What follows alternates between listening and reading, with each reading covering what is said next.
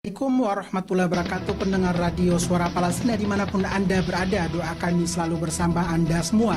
Dan hari ini tanggal 12 November tahun 2014, di mana beberapa berita terkini terkait Masjidil Aqsa dan jalur Gaza Palestina sudah kami siapkan. Dan inilah ringkasan berita. Pemukiman ilegal Yahudi di Palestina kembali menyerbu Masjidil Aqsa Al-Mubarak. Warga Zionis Israel membakar Masjidil Aqsa Al-Mughir.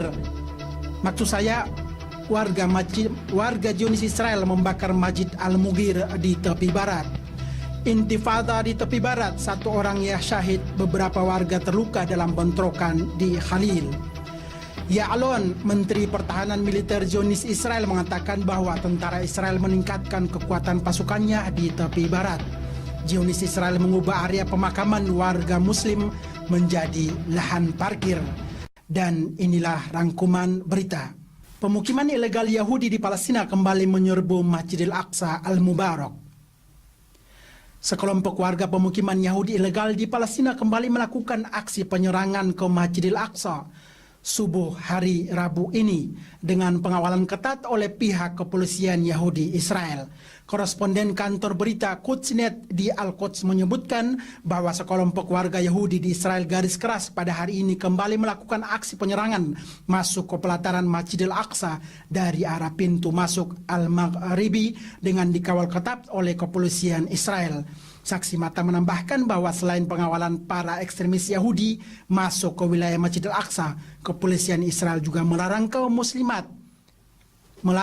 muslimat untuk masuk ke Masjidil Aqsa. Warga Zionis Israel membakar Masjid Al-Mughir di tepi barat. Beberapa warga Zionis Israel membakar Masjid Al-Mughir di tepi barat Palestina dini hari.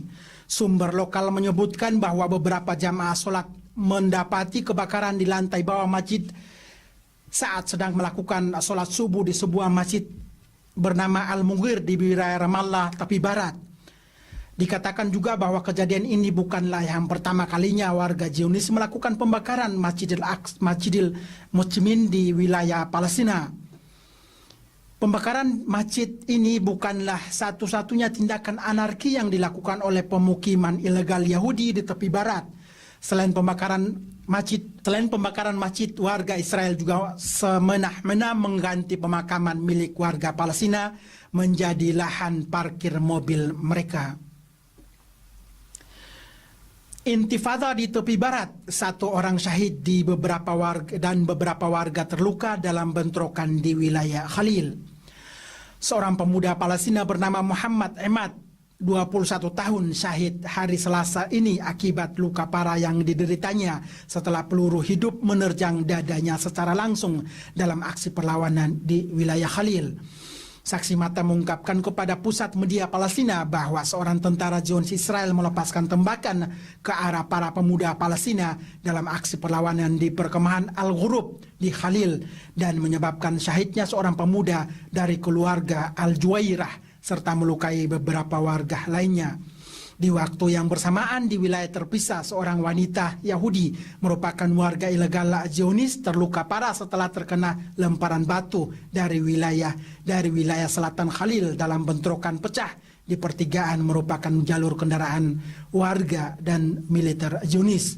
Sampai berita ini diturunkan, berbagai bentrokan masih terus terjadi di berbagai desa dan pelosok kota di tepi barat. Ya'alon, Menteri Pertahanan Militer Zionis, mengatakan bahwa tentara Israel akan kian meningkatkan kekuatan pasukannya di tepi barat. Menteri Pertahanan Zionis Israel, Moshe Ya'alon, mengatakan bahwa militer Zionis Israel akan meningkatkan kekuatan pasukannya di tepi barat.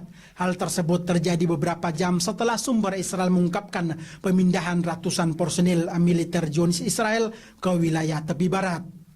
Ya'alon mengingatkan hari Selasa kemarin bahwa pihak militer akan melakukan tindakan yang sangat keras bagi siapapun yang melakukan aksi nekat terhadap meruntuhkan tempat tinggi yang bersangkutan.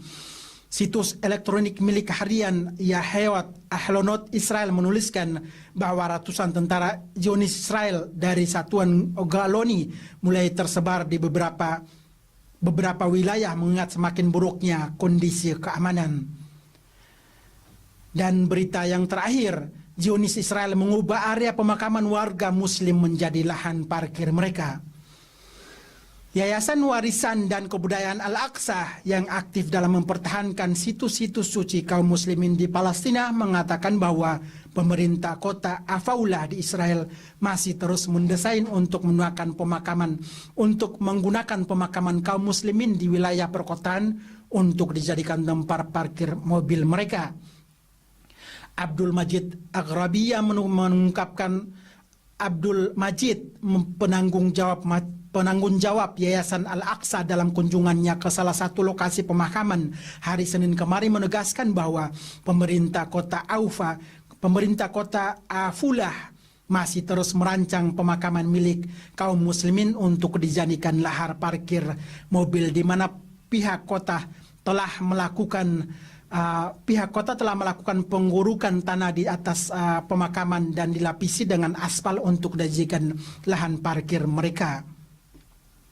Abdul Majid menambahkan bahwa pihak pemerintah kota setempat Abdul Majid menambahkan bahwa pihak pemerintah kota setempat sejak puluhan tahun lalu telah menggunakan area pemakaman sebagai lahan parkir mobil meskipun mendapat banyak aksi dan tuntutan dari warga Palestina. Demikian laporan Abdillah Onim untuk pendengar radio Suara Palestina. Wassalamualaikum warahmatullahi wabarakatuh.